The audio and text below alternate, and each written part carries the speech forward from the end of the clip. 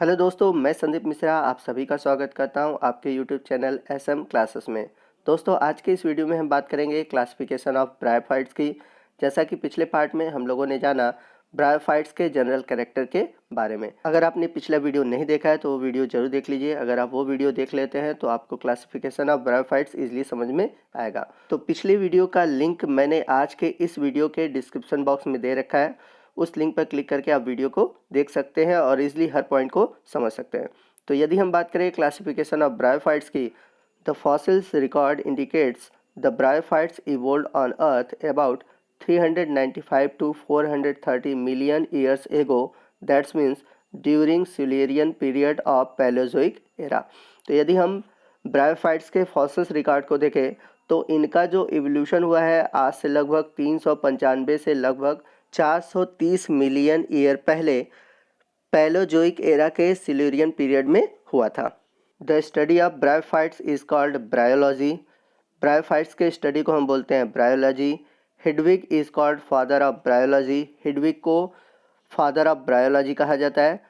Shivram Kashyap is the father of Indian bryology. तो शिवराम कश्यप को father of Indian bryology कहा जाता है। तो अगर हम बात करें क्लासिफिकेशन ऑफ ब्रायोफाइट्स की, according to the latest recommendation of ICBN, bryophytes have been divided into 3 classes। तो यदि हम बात करें ICBN के अनुसार, यानी कि international code of botanical nomenclature के अनुसार, इन्होंने ब्रायोफाइट्स को 3 क्लासेस में डिवाइड किया हुआ है। तो वो 3 क्लासेस क्या है, आइए देखते हैं। पहला क्लास है हिपैटोकॉप्सिडा, जिसे हम लिवरवर्थ के नाम से जानते हैं। सेकंड है एंथोसेरोटॉप्सिडा, जिसे हम हॉर्नवर्थ के नाम से जानते हैं।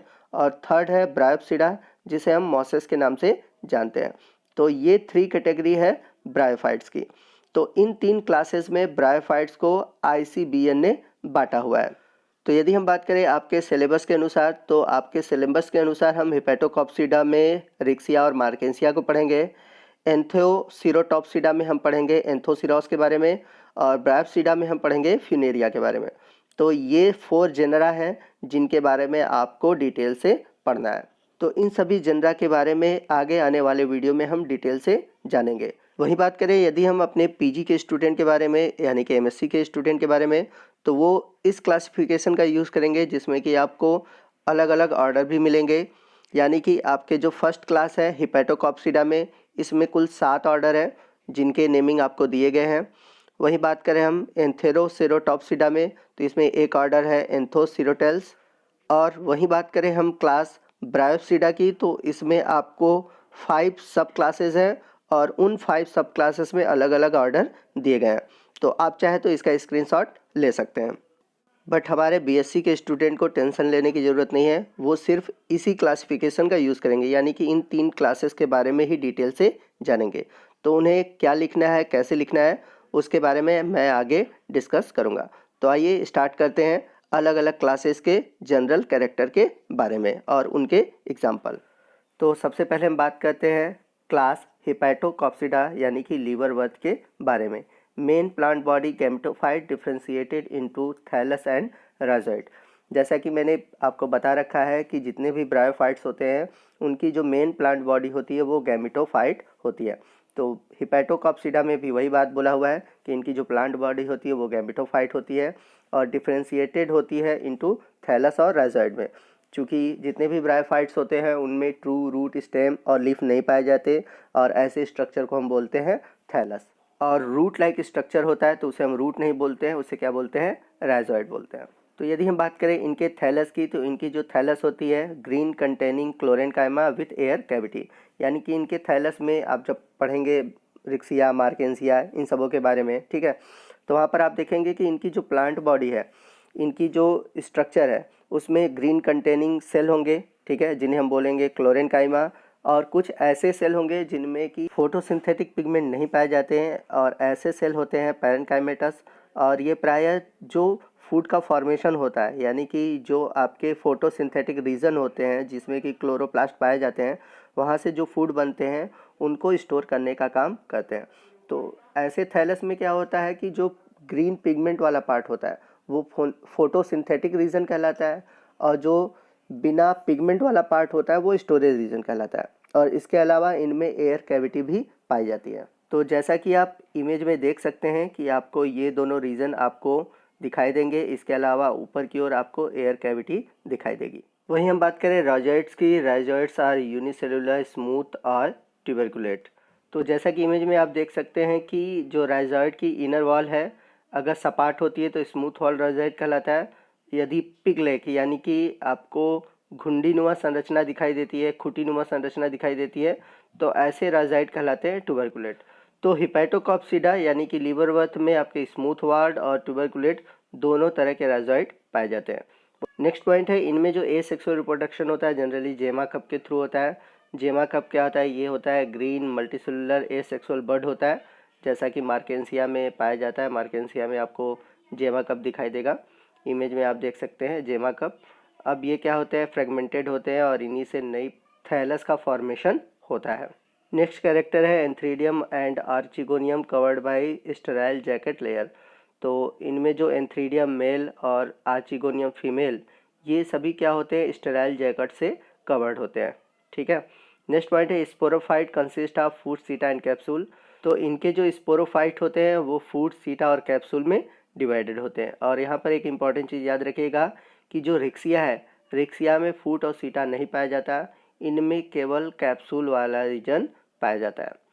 नेक्स्ट पॉइंट है inside capsule spore mother cell take place which undergoes meiosis division and form haploid spore and spore are homosporous. तो कैप्सूल के अंदर पाया जाता है स्पोर मदर सेल जिसमें कि मियोसिस होता है और मियोसिस डिवीजन के फलस्वरूप हैप्लॉइड स्पोर बनते हैं। और ये जो स्पोर होते हैं वो होमोस्पोरस होते हैं, यानी कि जितने भी स्पोर होते हैं उनकी शेप और साइज़ सेम होती है। तो जब स्पोर की शेप और साइज़ सेम होती है तो उसे हम बोलते हैं होमोस्पोरस। तो हेपेटोकॉप्सिडा में या फिर हम कह सकते हैं जितने भी ब्रायोफाइट्स हैं उनमें होमोस्पोरस पाया जाता है। नेक्स्ट पॉइंट है जो कि मोस्ट इंपॉर्टेंट है, in case of Marchantia and Pellia elaters take place in capsule which is hygroscopic in nature which are helpful in dehiscence of capsule and dispersal of spore। तो मार्केंसिया और पेलिया के case में एक important चीज़ ये है कि इनके कैप्सूल के अंदर इलेटस पाए जाते हैं। बहुत ही इंपॉर्टेंट है इलेटस, आप पढ़ेंगे जब मैं ये टॉपिक पढ़ाऊंगा मार्केंसिया और पेलिया। तो ये जो इलेटस होते हैं वो हाइग्रोस्कोपिक होती हैं, यानी कि वाटर एब्जॉर्ब करते हैं, जिसके कारण कैप्सूल जो होता है इनका डिस्टेंस होता है, मतलब ये फट जाते हैं।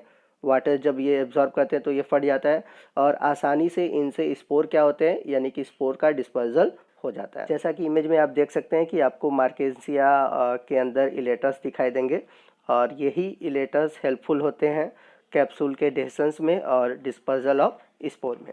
यदि हम बात करें एग्जाम्पल की तो हिपैटोकॉप्सिडा के अंतर्गत आते हैं आपके रिक्सिया, मार्केंसिया। इनके जो थैलस होते हैं वो डाइकोमेटसली होते हैं। इसके अलावा दो और एग्जाम्पल हैं, पोरेला है, पेलिया है, ये सभी आपके आते हैं हिपैटोकॉप्सिडा में। तो जैसा कि इमेज में आप देख सकते हैं यहाँ पर आपको मार्केंसिया का थैलस दिखाई देगा और इसमें मेल और फीमेल अलग अलग आपको थैलस दिखाई दे रहे हैं। This one is female which have archegoniophore and other is male thallus which have antheridiophore. तो फीमेल थैलस में आर्चिगोनियोफोर पाया जाता है, जबकि जो मेल थैलस होता है उसमें एंथ्रीडियोफोर पाया जाता है। तो इमेज में आप देख सकते हैं कि इनका जो गैमेटोफाइट होता है वो ग्रीन कलर का होता है, यानी कि जितने भी गैमेटोफाइट होते हैं मार्केंसिया के वो आपके क्लोरोफिलस होते हैं। और इनके मिड रिम वाले रीजन पे आप देखेंगे कि गेमा कप दिखाई दे रहा है, जो कि ए सेक्सुअल रिप्रोडक्शन में भाग लेता है और फ्रेगमेंटेशन के थ्रू अलग होता है और नए थैलस का फॉर्मेशन करता है। और नीचे की ओर आपको देख रहे होंगे राइजॉइड दिख रहा होगा। आइए नेक्स्ट क्लास की बात करते हैं जो कि एंथोसेरोटॉप्सिडा। तो जैसा कि हम लोगों ने हिपैटोकॉप्सिडा में पढ़ा, आगे भी जो क्लासेस आएंगे सभी में एक कॉमन चीज़ याद रखिएगा कि जितने भी ब्रायोफाइट्स होते हैं उनकी प्लांट बॉडी, जो मेन प्लांट बॉडी होती है वो गैमेटोफाइट होती है। तो इसमें भी एंथेरोटॉप्सिडा में भी जो प्लांट बॉडी है, मेन प्लांट बॉडी है, वो गैमेटोफाइट है, जो कि डिफ्रेंशिएट होता है थैलस और राइजॉइड में। जैसा कि मैंने बताया है कि जो इनके थैलस होते हैं ग्रीन कंटेनिंग क्लोरेनकाइमा होते हैं विथ एयर कैविटी होती है। वही हम बात करें इनके राइजॉइड की तो राइजॉइड यूनिसेलुलर होते हैं, स्मूथ वॉल्ड होते हैं। तो स्मूथ वॉल्ड में मैंने बताया था कि अंदर की वॉल क्या होती है, सपाट होती है, जबकि ट्यूबरकुलेट में क्या होता है, अंदर की ओर आपको पेग लाइक यानी कि खूंटी नुमा संरचना दिखाई देगी। तो अंदर की वॉल अगर स्मूथ है तो उसे हम बोलेंगे स्मूथ राइजोइड, और अंदर की तरफ पेग लाइक स्ट्रक्चर है यानी कि खुटीनुमा संरचना है तो उसे हम बोलेंगे ट्यूबरकुलेट राइजोइड। इनमें भी एंथ्रीडियम और आर्चिगोनियम कवर्ड होते हैं स्टेराइल जैकेट के थ्रू। तो आप ये कॉमन सा है, आप याद रखिएगा कि जितने भी ब्रायोफाइट्स होते हैं उनमें मेल और फीमेल सेक्स ऑर्गन होते हैं, वे हमेशा स्टेराइल जैकेट के थ्रू कवर्ड होते हैं। ये ब्रायोफाइट का स्पेसिफिक कैरेक्टर है। अगला पॉइंट है sporophyte contain foot and capsule. तो याद रखिएगा इनके स्पोरोफाइट में फूट और कैप्सूल होता है, सीटा नहीं पाया जाता। तो ये इंपॉर्टेंट है, इस पॉइंट को याद रखिएगा। नेक्स्ट पॉइंट है in capsule spore mother cell goes to meiosis division and produce homosporous. Columella and pseudoelaters are found which help in dispersal of spore. तो इनके जो कैप्सूल होते हैं उनमें कॉलुमिला और स्यूडोइलेटर्स पाए जाते हैं, जैसा कि पीछे हम लोगों ने देखा कि इलेटर्स पाए जाते हैं, तो इनमें स्यूडोइलेटर्स होते हैं। अब इलेटर्स और स्यूडोइलेटर्स में क्या डिफरेंस होता है आगे जब हम टॉपिक पढ़ेंगे तो वहाँ पर मैं बताऊँगा। बस यहाँ पर याद रखिएगा कि एंथेरोसेरोटॉप्सिडा में जो कैप्सूल होता है उसमें कॉलुमिला पाया जाता है, स्यूडोइलेटर्स पाए जाते हैं, जो कि कैप्सूल के अंदर स्पोर के डिस्पर्जन में हेल्प करते हैं। इलेटर्स की तरह जो कॉलुमिला है और स्यूडो इलेटर्स हैं ये भी हाइग्रोस्कोपिक इन नेचर होते हैं, यानी कि वाटर एब्जॉर्ब करते हैं, जिसके कारण जो कैप्सूल होता है वो फट जाता है, इसका डेसेंस होता है और जिसके थ्रू स्पोर का डिस्पर्जल होता है। तो एग्जाम्पल की बात करें तो एंथोसिरोटॉप्सिडा में एग्जाम्पल हम पढ़ेंगे एंथोसिरोस का। तो आप इमेज देख सकते हैं, यहाँ पर एंथोसिरोटॉप्सिडा आपको दिखाई देगा। तो आप देख सकते हैं कि इसके गैमेटोफाइट और स्पोरोफाइट, और स्पोरोफाइट में आपको फूड दिखेगा, कैप्सूल दिखेगा, बट सीटा नहीं दिखाई देगा। चलते हैं हम अगले क्लास की ओर, और हमारा अगला क्लास है ब्रायोप्सिडा। तो स्टडी ऑफ मॉसेस यानी कि ब्रायोप्सिडा को हम मॉसेस भी कहते हैं। इसमें क्या होता है कि इनमें भी जो इनका थैलस होता है, मेन प्लांट बॉडी होती है, वो गैमेटोफाइट होती है, परंतु ये 2 स्टेज में डिवाइड होते हैं। फर्स्ट स्टेज है प्रोटोनिमा स्टेज और दूसरा है लीफी स्टेज। तो प्रोटोनिमा स्टेज क्या होता है, ये जो होते हैं यानी कि ये डायरेक्टली स्पोर से प्रोड्यूस होते हैं, यानी कि जब स्पोर जर्मिनेट करता है और जो स्ट्रक्चर बनाता है उसे हम बोलते हैं प्रोटोनिमा, जैसा कि इमेज में आप देख सकते हैं। दूसरा है लीफी स्टेज। अब लीफी स्टेज क्या होता है, ये डेवलप होता है आपके सेकेंडरी प्रोटोनिमा से। नेक्स्ट अगर बात करें हम इनके राइजोइड की, तो rhizoid always multicellular and branched. तो इनके जो राइजोइड होते हैं ये मल्टीसेलुलर होते हैं और ब्रांच होते हैं, जबकि पीछे हम लोगों ने देखा कि उनके जो राइजोइड्स थे ये वो थे यूनिसेलुलर, मतलब एक कोशिका वाले, और अनब्रांच थे यानी कि स्मूथ थे और ट्यूबरकुलेटेड थे। लेकिन यहाँ पर मल्टीसेलुलर है और ब्रांच्ड है। वही बात करते हैं हम इनके वेजिटेटिव रिप्रोडक्शन की। तो वेजिटेटिव रिप्रोडक्शन होता है by fragmentation, budding. Sexual reproduction की बात करते हैं तो सेक्सुअल रिप्रोडक्शन सभी क्लासेस में एक ही जैसा है। इनमें जो मेल होता है वो एंथ्रीडिया होता है, फीमेल जो होता है वो होता है archegonia. After fertilization zygote develop into sporophyte consist of foot seta and capsule. तो वैसे ही जैसे कि पीछे हम लोगों ने पढ़ा था कि इनमें जो स्पोरोफाइट होते हैं वो फूड सीटा और कैप्सूल में बटे होते हैं, तो इनमें भी फूड सीटा और कैप्सूल पाया जाता है, बट एंथेरोसेरोटॉप्सिडा में हम लोगों ने देखा था कि सीटा नहीं पाया जा रहा था। वही बात करें हम कैप्सूल की, कैप्सूल कंटेन स्पोर। तो कैप्सूल के अंदर स्पोर बनते हैं, जैसा कि पीछे हम लोगों ने पढ़ा था कि स्पोर का फॉर्मेशन होता है स्पोर मदर सेल में, जिसमें कि मियोसिस डिवीजन होता है और जिसके थ्रू होमोस्पोरस स्पोर बनते हैं।